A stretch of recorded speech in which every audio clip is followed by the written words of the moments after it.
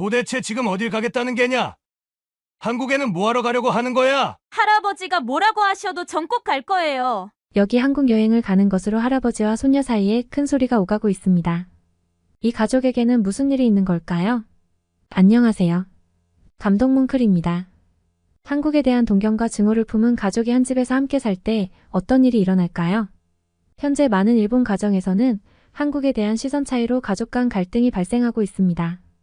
특히 세대 간에도 한국을 바라보는 시선의 차이 때문에 갈등이 나타나고 있는데, 이는 일본 사회에서 세대별 시각의 차이가 두드러지게 나타나고 있음을 보여줍니다. 이러한 상황에서는 서로 간의 차이를 없애고 가족 간 소통을 원활히 하는 방법을 찾는 것이 중요합니다. 오늘은 한국에 꼭 가고 싶은 손녀와 그것을 허락해주지 않으려고 하는 할아버지에 관한 이야기인데요. 과연 무슨 사연이 있던 걸까요? 지금 시작합니다.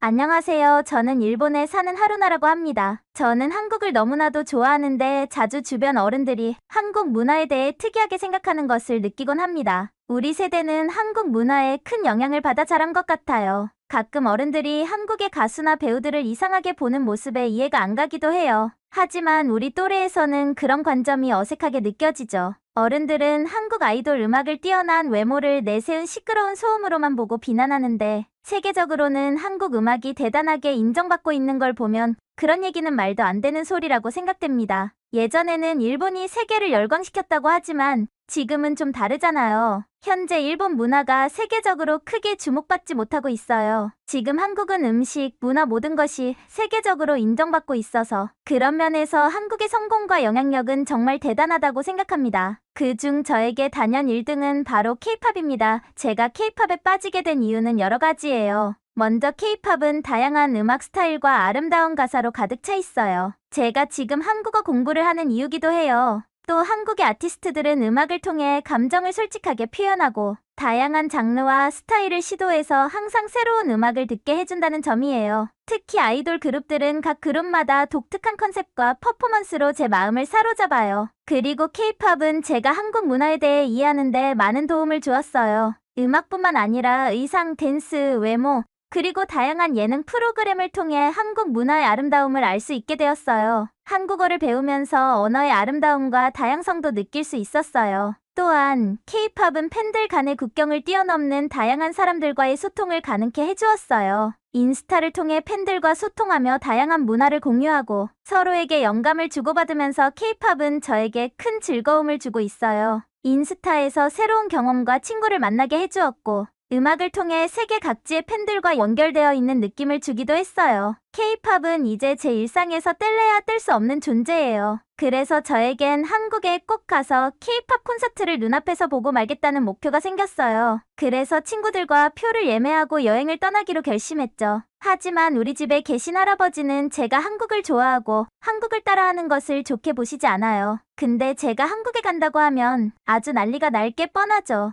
게다가 할아버지는 이미 90년대에 한국에 다녀오셨던 경험이 있어요. 할아버지는 한국과의 격차가 너무 나서 일본에 태어난 걸 감사해야 한다고 말씀하시고는 하는데, 할아버지는 제가 태어나기도 전에 한국에 다녀와 보셨으면서 너무 이상한 소리만 늘어놓으시거든요. 어렸을 때는 할아버지의 눈치가 보였지만 지금은 그렇지 않습니다. 제 의지대로 행동하지 못할 이유가 하나도 없습니다. 그래서 친구들과 함께 한국 여행을 계획했습니다. 그래도 할아버지한테는 비밀로 했죠. 부모님도 제가 한국 여행을 계획하고 계신 것을 알고 계시고 할아버지한테만 이샨에 다녀온다고 말씀하는 게 좋겠다고 하셨습니다. 친구들과 이샨에 여행을 간다고 하니까 할아버지는 아무 말 없으셨죠. 그런데 저녁 식사 자리에서 그만 제가 말실수를 해버리고 말았어요. 이샨에 간다고 해놓고 실수로 여권 이야기를 해버렸거든요. 할아버지는 눈치채셨고 한국에 가는 거냐고 물으셨죠. 그렇다고 대답했고 거기를 왜 가냐며 소리를 지르며 화를 내셨어요. 잠시 후 할아버지는 제가 한국에 가기 전에 저한테 잠깐 할 말씀이 있으시다고 하셨어요. 그리고 할아버지와 차를 마시며 대화했는데 할아버지 세대 때의 한국과 지금 세대가 느끼고 있는 한국이 많이 다른 걸로 알고 있다며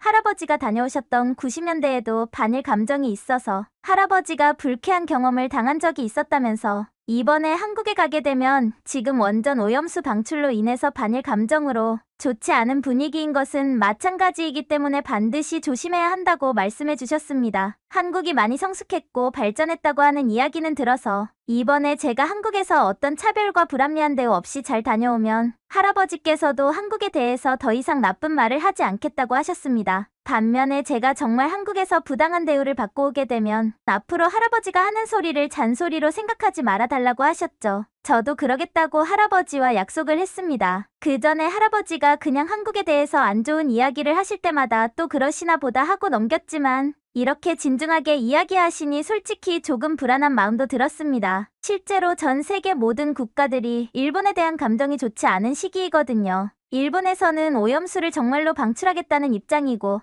다른 나라들은 안 된다며 방출을 하지 말라는 입장이기 때문에 서로 간의 생각 차이가 심한 것으로 알아요. 저도 오염수가 정말 나쁘지 않다면 차라리 일본의 땅에 버리면 되지 않나 생각하지만 정치인들은 다른 생각을 가지고 있는 것 같아요. 정치에 관심 없는 저로서는 판단할 수 없는 말이지만 분명한 것은 한국도 지금 일본에 대한 감정이 좋지 않다는 건 사실이기 때문이죠. 친구들에게도 이런 이야기를 했고 사실 그런 것들 때문에 지금 일본 사람으로서 한국 말고도 다른 나라 어디든지 가는 게 눈치 보인다며 조심스러운 입장이기는 했습니다. 하필 여행 계획을 세웠는데 이런 상황이 되니 조금 억울하기도 했지만 그렇다고 해서 여행을 포기할 정도는 아니라는 생각이 들었습니다. 그렇게 절친한 친구인 아야카와 함께 한국에 도착했습니다. 저희는 일본 사람들이 선호하는 한국 여행지들을 둘러봤어요. 한국의 광팬인 제가 이렇게 한국에 처음 오다니 너무 감격스러운 한국의 거리 모습이었지만 한편으로는 진작 와보지 못한 것에 대한 안타까운 마음도 교차했습니다. 경복궁을 포함해서 주변의 삼청동, 인사동을 다 둘러봤습니다. 너무나 예쁜 곳이 많아서 시간 가는 줄 몰랐어요. 그리고 저희가 다녔던 모든 카페나 기념품 가게들 그리고 식당들에서 저희는 일본인에 대한 차별 그리고 반일 감정을 표출하는 사람을 단 한 사람도 만나보지 못했습니다. 저와 친구들은 혹시라도 나쁜 사람을 만나게 될까봐 고민했던 시간이 아까웠다는 생각이 들 만큼요. 심지어 카페에서는 저희가 일본에서 온 사람들인 것을 알고